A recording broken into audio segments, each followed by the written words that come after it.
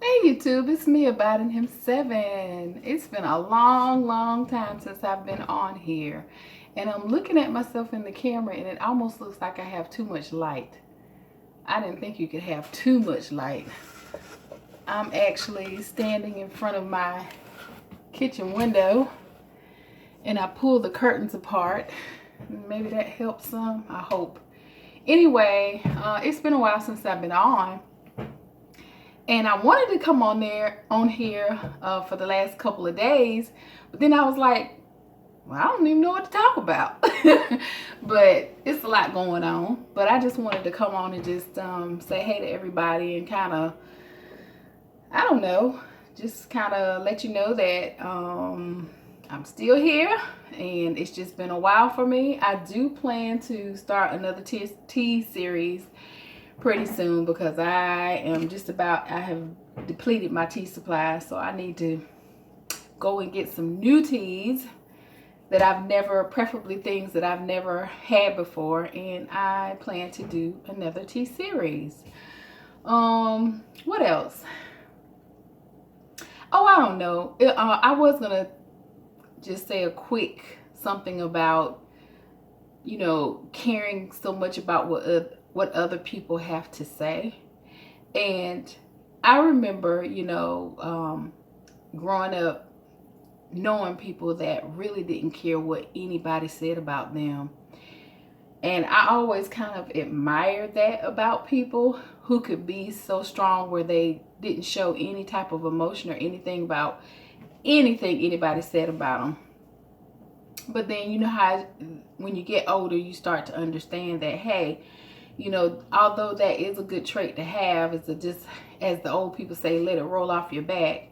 It kind of all depends on what people, is there any truth to what people are saying about you? And even if it is some truth to it, still, it's not like you need to live your life trying to please other people or trying to fit into somebody else's mold. But at the same time, if you need to get your act together, then you just need to get your act together.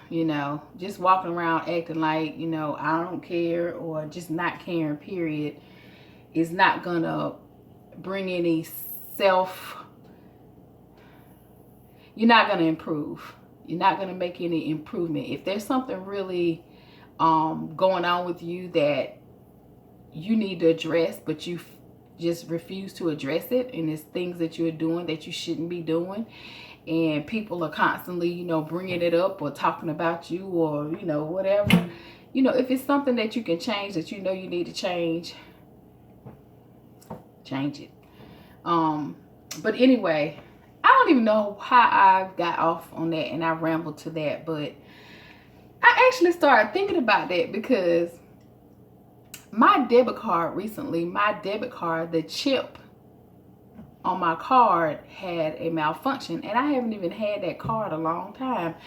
I think I've only had that debit card maybe a year, if a year.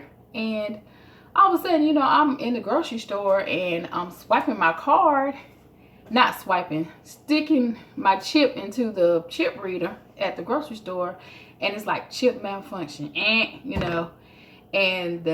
it was kind of a younger cashier behind the counter, and she looked at me and she was like, oh, it just has to deny you 3 times before you can swipe. So I was like, okay. And I did it twice more, and sure enough, it gave me the option to swipe, and I swiped my card, paid for my stuff, and left.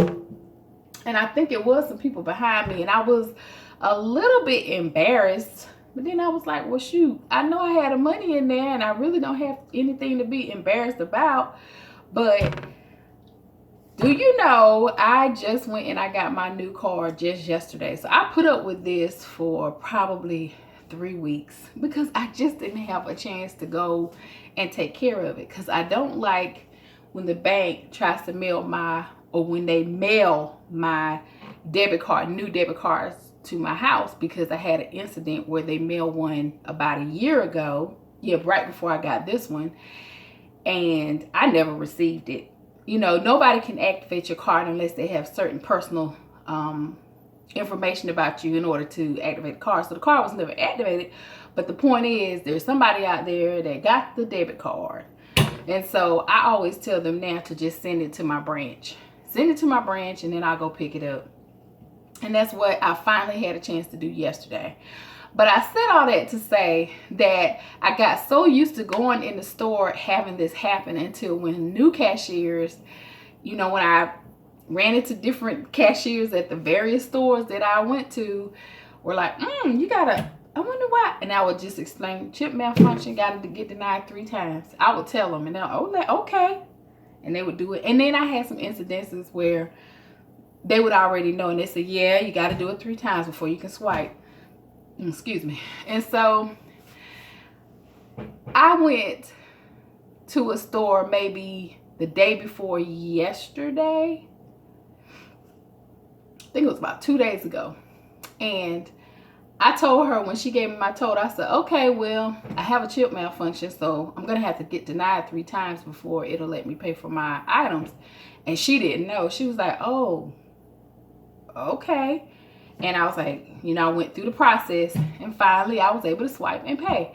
And she said, that is just embarrassing. Aren't you going to get another card? And I was like, I kind of laughed at her because at that point, it really wasn't embarrassing. And what I discovered is by me having to do it over and over and over and over again, I kind of blocked out everybody who was around me, behind me, whatever. I didn't care what they thought because as long as I knew what I knew, which is I wasn't being declined because I didn't have the funds. I was being declined because I had a malfunctioning chip. So it kind of tickled me when she said it. But it kind of stayed on my mind when I got outside because I was like, I remember when I used to be like that, you know, where I was very highly sensitive to everything, even little stuff like that. I would have avoided going to the store and I would have gone out of my way to go get another card to use so I wouldn't have to deal with an embarrassing situation the way I was having to deal with it every time I went to the store. And I was like, I'm so thankful that that I've grown from that.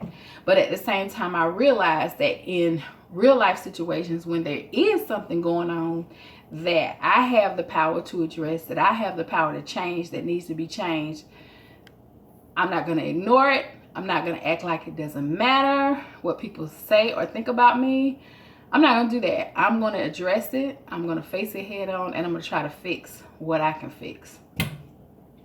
And so I hope I haven't just rambled and made no sense, but it made sense to me. And I miss you guys. And I'm so glad to be back on. Oh, and can you see my highlights? I got a highlight story to tell you about my highlights that I put in. I just did that on Sunday and today is Tuesday. Oh my goodness. I used this, I threw the box away. Frost and Glow, Revlon Frost and Glow, and it was in blonde, but I don't like blonde. I don't like how blonde looks on me. I would prefer like a bronzy look. Not orange, but just like a bronzy brown look. And so I can get that because my hair is so dark. I can get that from blonde as long as I don't let it just like overdevelop. And it was so funny because I read the directions on that thing and it was like, leave it in your hair for like 45 minutes to 60 minutes. And I'm like, for real? I wouldn't even have a strand of hair probably left if I followed those instructions. I'm going to stay in the mirror the whole time I had this stuff on my hair so that I can see when it's the right color so I can rinse it out. And Lord knows I'm glad I did because after I mixed it, the fumes were so strong. And I was like, oh, this stuff is real strong, you know. And I pulled it through the look. I don't know if you're familiar with it. You put a cap on and it's like little holes in there and it shows you which hole. And so I think I did like every 3rd hole because I like little highlights to appear in different areas. I don't want like my whole head done. And then I have some left over on the ends of my hair from the last time I did it last year. It'll be some left on the ends. But anyway, as I put this stuff on my hair, I'm not kidding you.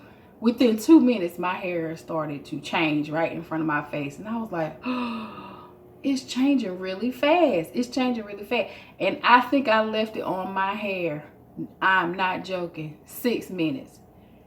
and I rinsed it out. And if I would have left it on longer than 6 minutes, I don't know if you can see it. The lighting is, my lighting is weird today because I'm getting like sunlight light.